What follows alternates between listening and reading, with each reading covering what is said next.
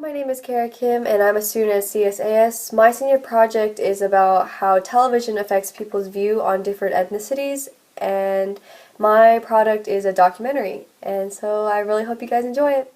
Thanks!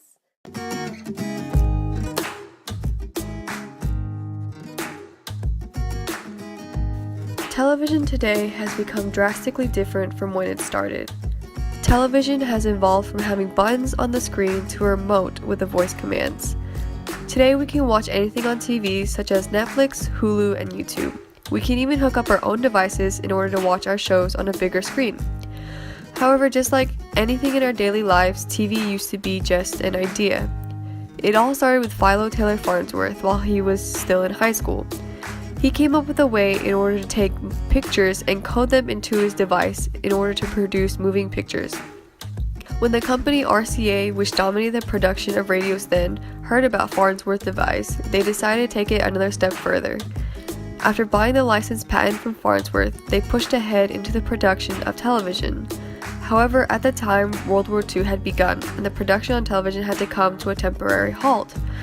During the war, television, radios, and all civilian broadcasting networks were suspended. However, after the war was over, since production on television had not come to a complete stop, they had already manufactured thousands of televisions ready to be sold. Thus, the evolution of TV was able to continue with no problems.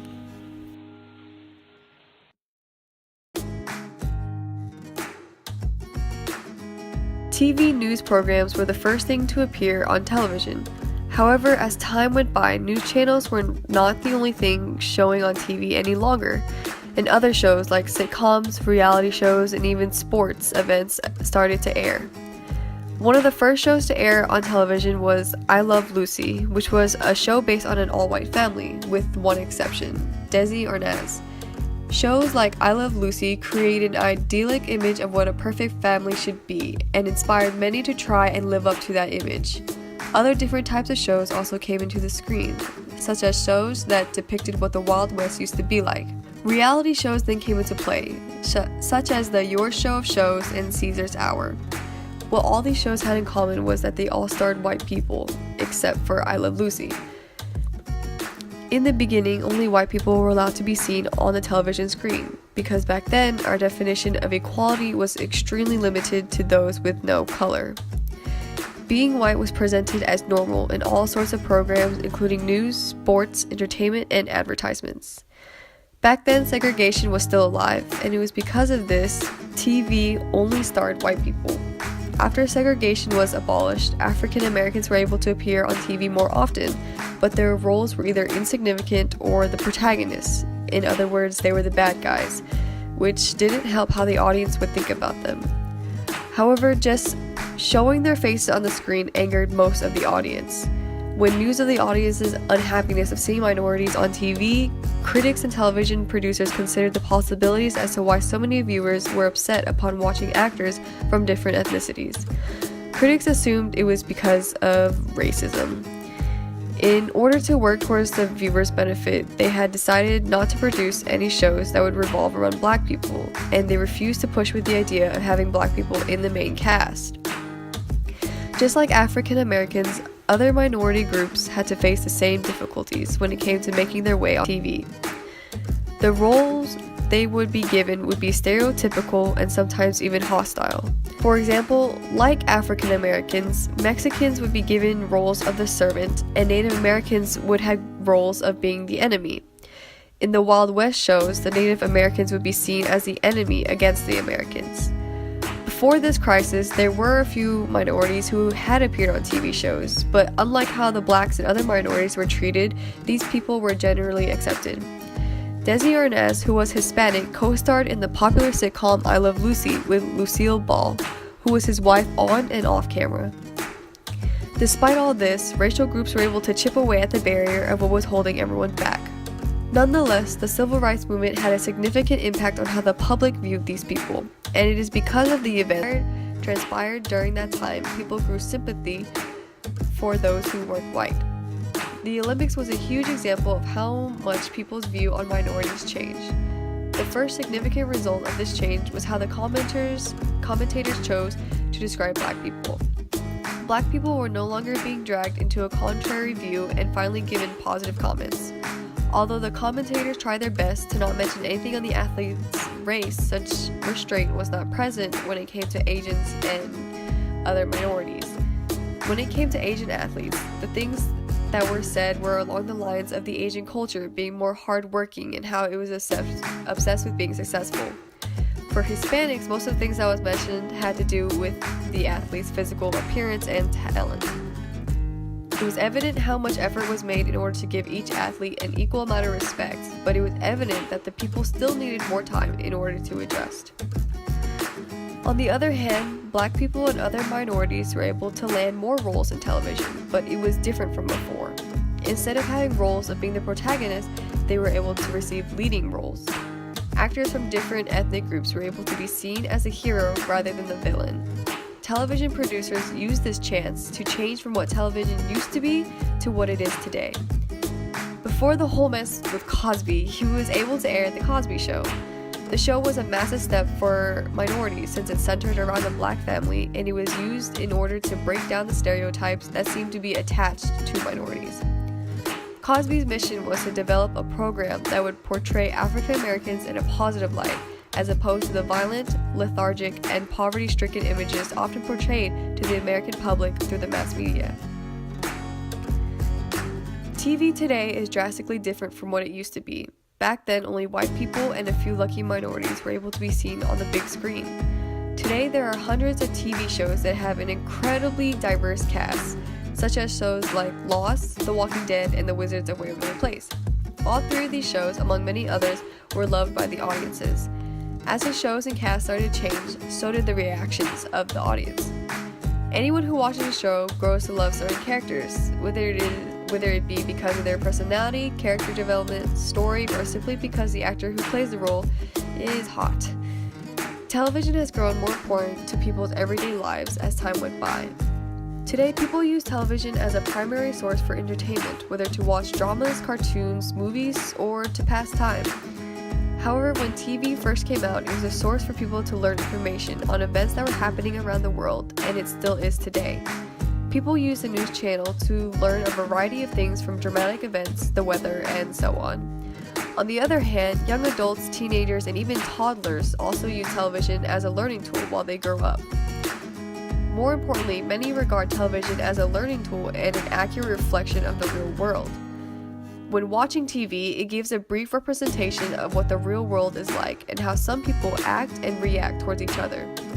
For many people, they think what is shown on TV is what is occurring in reality and unconsciously take mental notes on how to act in public towards certain people. Sometimes this could end with positive results, and some people use what they learn on TV to help themselves and/or others. Some television producers also took this chance in order to teach people essential things such as moral values, the difference between right and wrong, and how to treat others with respect. However, wherever there is a positive, there is also a negative. Many shows consist of violence and hostility, and sometimes the people who play these roles are from a different ethnicity, such as people from the Middle East, Asians, and African Americans. When people watch TV, they absorb whatever information is presented, whether it be how the world works or how people are in general. This TV dream becomes a reflection of reality, and it doesn't just affect white people's perception, but all races in how they see each other. A survey was given to a high school that had a diversity of students. They were asked why they watch television. When watching these shows, they consider that it's how the world works and that they should treat certain people of different races the way they should be treated. People always learn from what they see, and that fact cannot change since no one can change how an individual thinks or feels.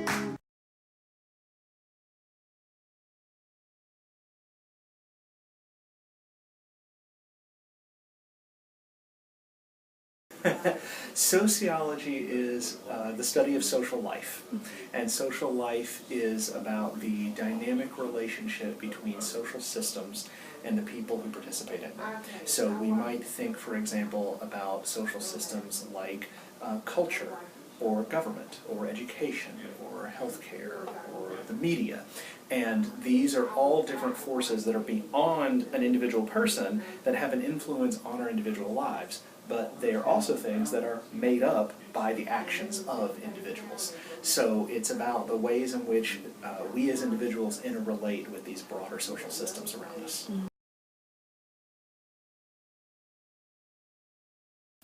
I do agree with that because I think, especially from a young age, when you watch movies and just as you get older, that the way different ethnic groups are portrayed in movies, TV shows, anything on TV, I think as you grow up, when you're in the real world, you kind of look at that and you compare it to the movies and everything you see on TV, and you just think about it. Yes, I believe that media affects how other ethnic groups are portrayed. In some instances, certain environments are exaggerated to the point where it is far from reality. Yes, I do agree with that, and I have a good example.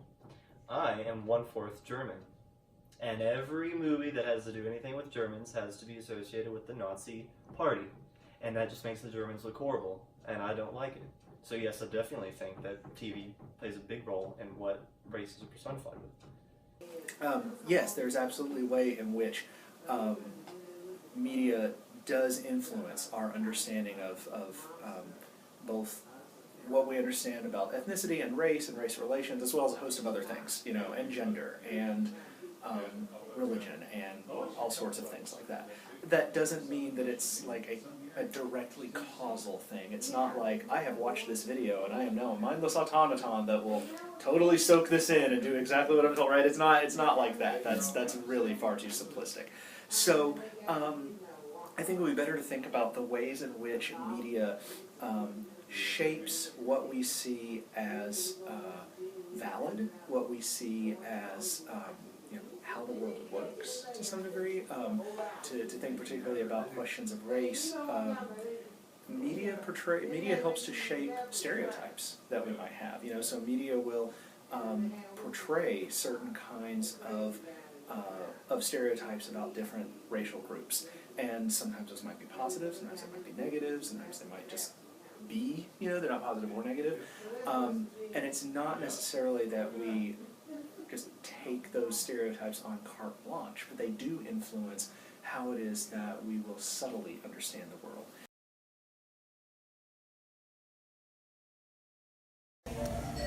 Certain people may live in areas where there's a lack of minorities.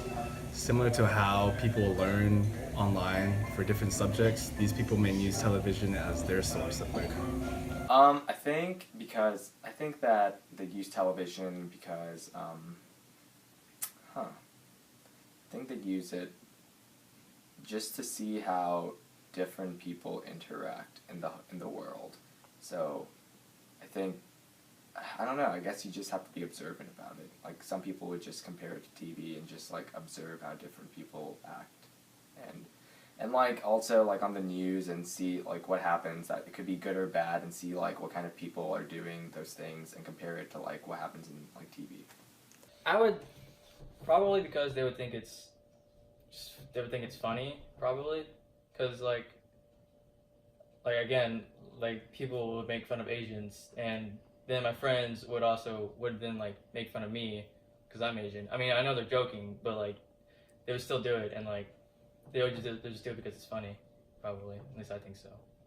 I guess if everybody thinks that a race acts like this, they're going to put it in television because that's what everybody's used to. I think we do this because our society is so centered around the media, and we believe whatever's on the internet or the television.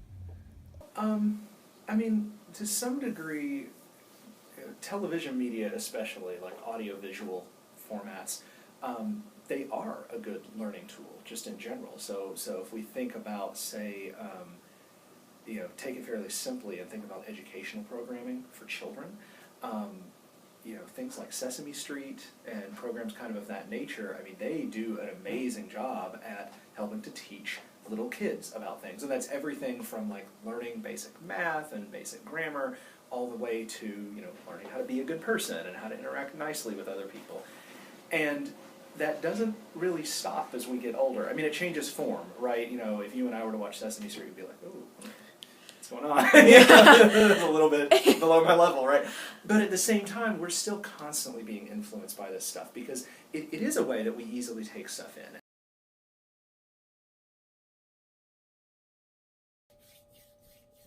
I don't think so. I don't think I can. Yeah, I don't think so. Oh, I learned how to pick a lock on TV. That's pretty cool. Yes. A good example would be the white versus black thing. Growing up, I had no idea what that was. We're in the 21st century, so things should have changed. But looking at all these movies that have been played representing what's happened way back in the 50s, 60s, and 70s in the civil rights movement, it's brought an awareness of what all that was to me. Now, racism almost exists because of what television has shown me.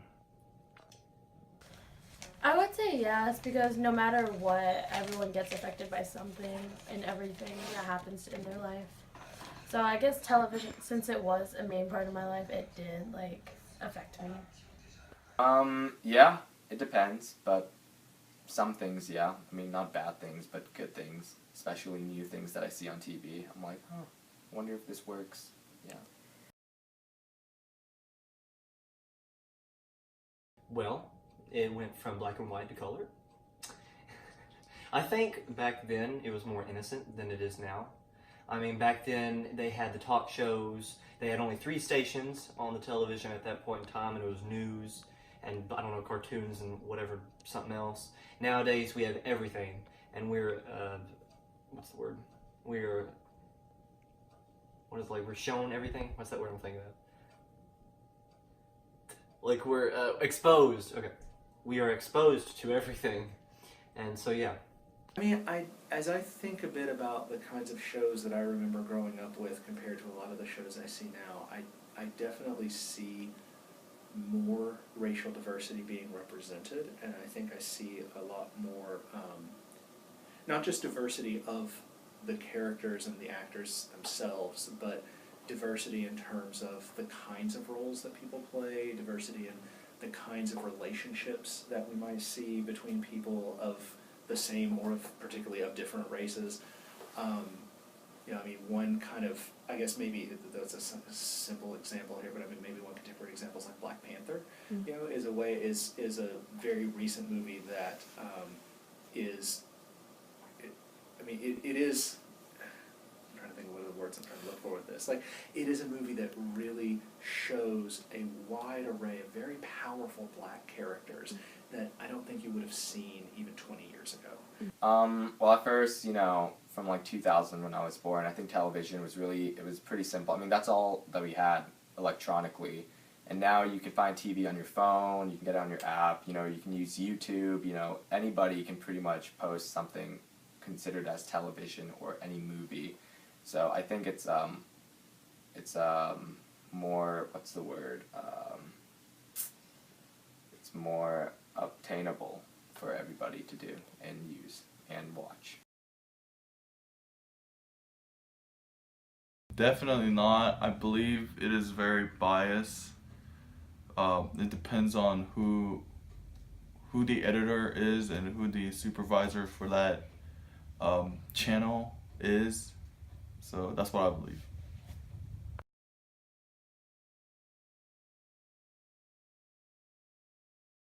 No, I do not. Sometimes, if you're gonna talk about school, yeah, I could go on YouTube and I could, found a bunch of videos about the topic. So yeah, if you consider YouTube television, which I do, then yeah. Yes, for some things, like the news, I watch the news not quite often, but sometimes, and I see what's going on in the world and yeah.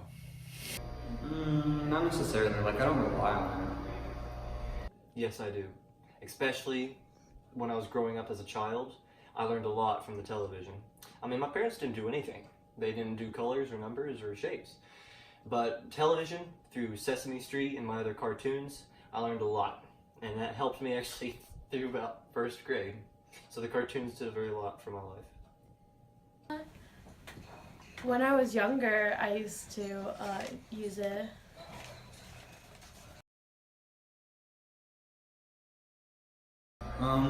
Yeah, I like it a lot. I think that it's, especially now that there are like a lot of actors and celebrities and stuff that are on the shows that are kind of like standing up for their beliefs and kind of standing up for all these new ideas and stuff. I think that they're really representing that. And technology-wise, I think that TVs are getting like a lot better and cooler, in my opinion.